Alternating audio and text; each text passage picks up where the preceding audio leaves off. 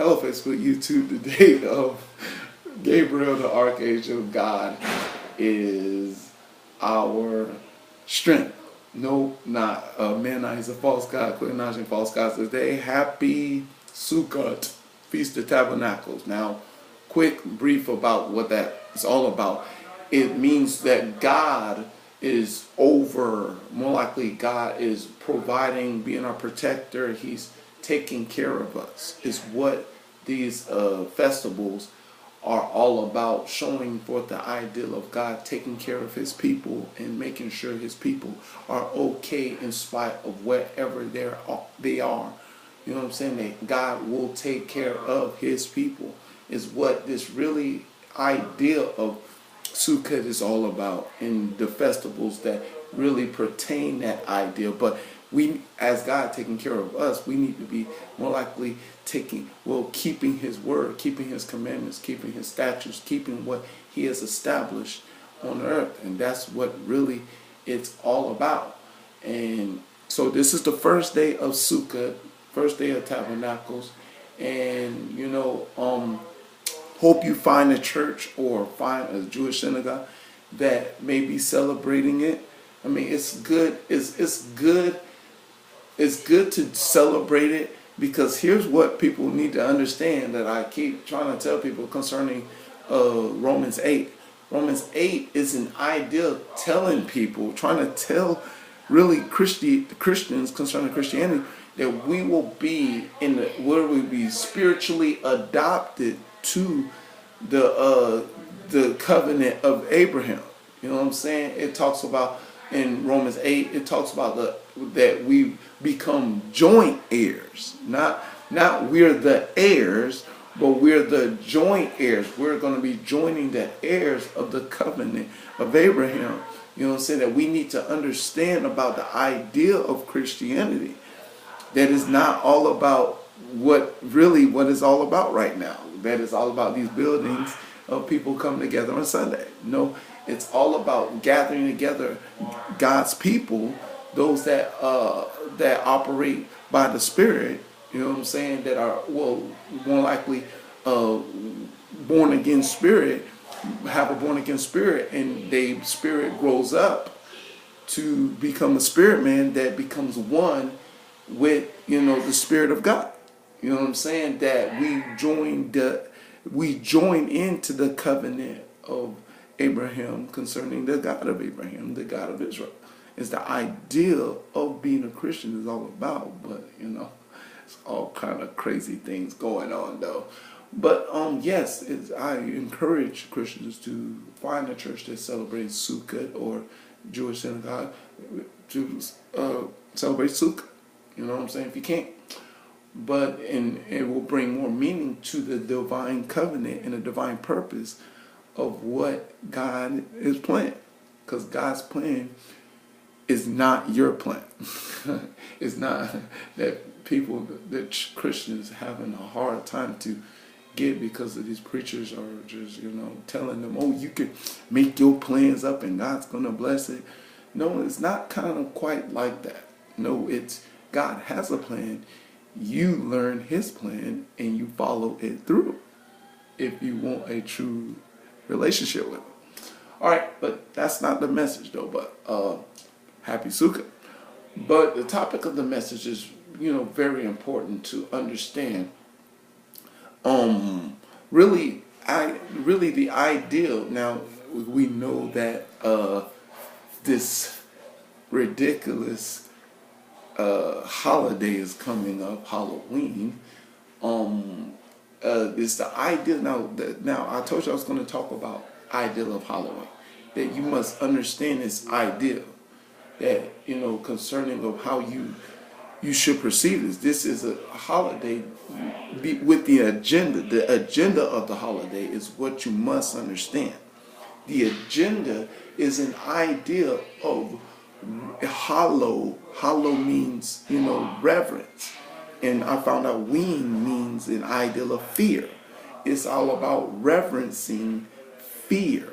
You know what I'm saying? That you reverence fear, and fear always connects to darkness and evil and wickedness, and see how that, proceed. And as you can see the events of the ideal of Halloween, that it's all about something about fear. You know what I'm saying? And it's about darkness, and it's about, darkness precedes a bunch of nonsense. You know what I'm saying? That leads to consequences that I did a post on. That I did that post to prepare this message. You know what I'm saying? To really understand what this is all about. See, because here's what they do. They create these holidays, and if you put the candy and the parties and the entertainment and the all the logistics and what it's all about doing, you're not going to question or investigate what this really means. Because here's the thing that I've been trying to tell people about. I believe if people will understand the logistics of the spiritual ideal of the kingdom, of a kingdom, you know what I'm saying? Or more likely, I don't know if I did a message yet, but I did a teaching a while back called the S.L.O.W. See, the S.L.O.W is the ideal. The S.L.O.W is the ideal of a kingdom. It's just slow, But watch this. It's the system, law, and order in the world. The system, law, order in the world. Now, watch this. What happens is Satan, as Lucifer, knows the system of the kingdom of God. He knows the system better than you do. You know what I'm saying? He not only he knows the system, he knows the power of the results. Therefore, that he will implement ideas within it to, hopefully that you will conform to it. That's why you're supposed to be not conform to this world, be transformed by the renewing of your mind. Now, notice it says conform to the world. Now, what's what I told you about the S.L.O.W? It means system, law, and order, and world. See, world, a world. Give them a system that they will follow, a law and it will proceed in order that the word, like in order you can do that. See, here's the thing, like I try to tell people about, there's the kingdom of darkness and there's the kingdom of light, but both of them operating in a kingdom system. See, it's understanding the system of the kingdom of God and of a kingdom, period, is what you need to understand. Like I did a message on the number 13. The number 13 really means kingdom. Now, darkness is using this number 13, as you can see, the Freemasons and Illuminati. They're using this as they know that this is about the kingdom of darkness. They're using the number 13 in their rituals and stuff like that. But that's not their number. That's God. But the number that is the number of the kingdom. But that's a number of the kingdom that operate concerning darkness. Now, the 13, God used 13 too, and that talks about the light, the 13 of the divine light that we need to understand. And 13 means in Hebrew to be one with God's love, if you look it up. Now, the things what I'm showing you, these ideal logistics, is because of you don't understand a system and the law and the order that facilitate how the world will respond. Now, as you know, that the world responding to more of darkness than they are of the light. You know what I'm saying? And if you see the light, you know what I'm saying? If you see the light, if you see what's going on in this world has more negativity than it has positive things.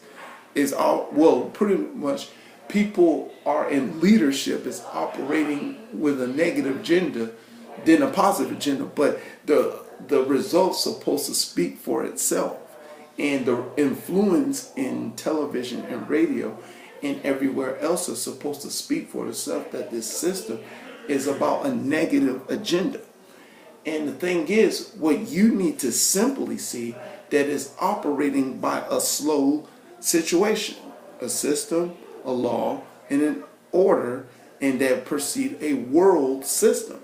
As what, it says that, in 2 Corinthians 4:4, the God of this world. See, it says the God of this world. That's because he became the God of this world, because he established a dark system that perceives a law.